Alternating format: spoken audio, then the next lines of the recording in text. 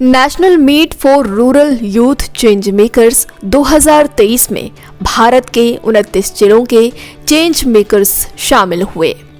Connecting dreams foundation ने Ashoka innovators for the public के साथ मिलकर 5 दिवसीय कार्यक्रम the national meet for rural youth change makers 2023 का आयोजन किया।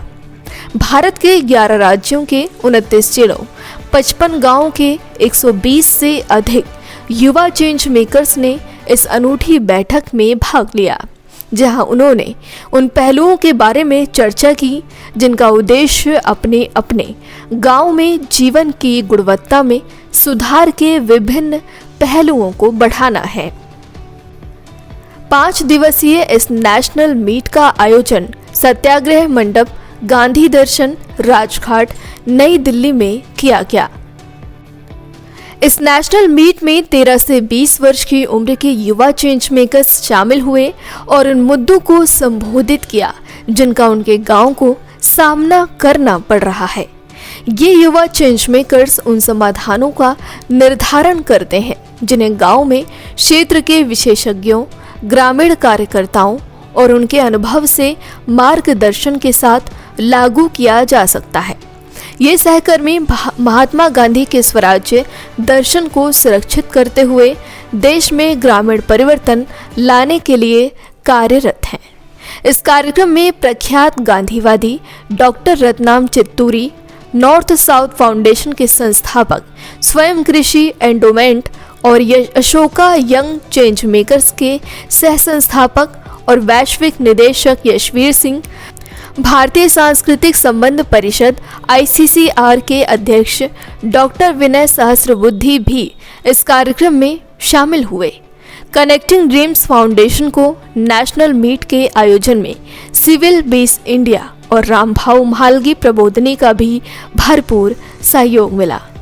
इसके अलावा national meet for rural youth change makers 2023 में कई गणमान्य महानुभाव जैसे हेमंत शर्मा, दिगंतर, जयपुर राजस्थान, उदय शंकर, CEO विश्व युवक केंद्र नई दिल्ली, सुजाता चतुर्वेदी IAS सचिव खेल मंत्रालय, युवा मामले और खेल भारत सरकार, पंकज मौल अस्तित्व वेलफेयर फाउंडेशन नई दिल्ली, आनंद कुमार विश्व युवक केंद्र नई दिल्ली, हिमांशु पटेल सरपंच पुंसारी अहमदाबाद, रितेश तिवारी तिनका सामाजिक संस्था हरदा मध्य प्रदेश, विकास झा संस्थापक सहगल फाउंडेशन आदि इस कार्यक्रम में शामिल हुए और युवा चेंज मेकर्स को समाज के लिए परिवर्तन करने के लिए प्रोत्साहित किया। मेरा नाम डॉक्टर अमित टुटेजा है। मैं कनेक्टिंग फाउंडेशन का को फाउंडर हूँ। ये जो कार्यक्रम है national meet for rural youth change makers, ये हमारे एक चेंज मेकर्स फॉर ग्राम स्वराज्य प्रोग्राम के अंडर आता है। ये प्रोग्राम हमने 2020 में शुरुआत की थी इसकी, along with Ashoka innovators for the public and स्वयं कृषि एंडोमेंट। और इस पूरे कार्यक्रम का रीज़न था करने का कि पूरे देश भर में जैसे कहते हैं कि जो पूरे देश की आत्मा है वो गांव में रहती है, तो हमें लगा कि जब तक गांव डेवलप नहीं होंगे हमारा देश विकसित नहीं हो सकता है। और गांव को डेवलप करने के लिए, विकसित करने के लिए सबसे बड़ा हाथ युवा का रहता है। तो हमने ऐसे युवा की खोज शुरू करी जो गांव में रहते हुए गांव का विकास करना चाहते थे। तो हमने पहला कोहॉर्ट 2020 में शुरुआत किया जिसमें 12 ऐसे चेंज मेकर्स जो विलेज में रहते थे और गांव की कोई ना कोई समस्या को सुलझाने के लिए, समाधान ढूंढने के लिए कार्यरत थे। ऐसे युवाओं को हमने ढूंढा और उनको बहुत ही स्ट्रक्चर्ड तरीके से, सिस्टमिक तरीके से ट्रेनिंग प्रोवाइड करनी शुरू करी, सपोर्ट प्रोवाइड करना शुरू किया कि कैसे आप उस समस्या को लॉन्ग टर्म के लिए सॉल्व कर सकते हो, समाधान निकाल सकते हो। तो ये प्रोग्राम धीरे धीरे बढ़ते हुए अब चौथा कोहॉर्ट हमारा शुरू हो चुका है और अभी ये संख्या जो 12 थी अब बढ़कर 120 हो चुकी है।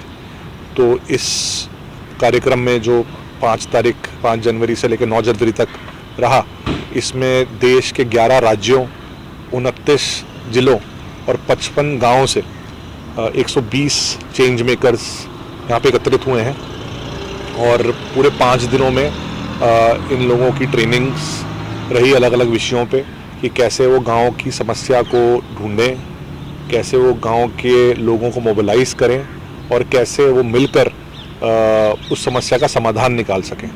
This is a national meet of change makers for 2023 conducted by Connecting Dreams Foundation and Ashoka. And it's a very exciting event. I find it inspiring. Meet these young change makers at this event, and the goal was to empower the children, the change makers, the young people, to take up the task of change making in villages, to uplifting the villages using technology to bring smart village revolution, so that the villages become self-sustaining and self-relying for the long term, in a comprehensive, holistic, wholesome manner. Right? That's the whole idea. And so the village becomes a mosaic, and so the villagers should be happy. If the villagers are not happy, we should not be happy. Right? And villages exist to provide food for us and clothing, a lot of things to the cities. Basically we have villages, urban and city populations, and without food we cannot survive. So the backbone of the economy is villages. Mahatma Gandhi said, the soul of India lives in villages. And villages are the backbone for thousands of years. It's not just now, thousands of years in India.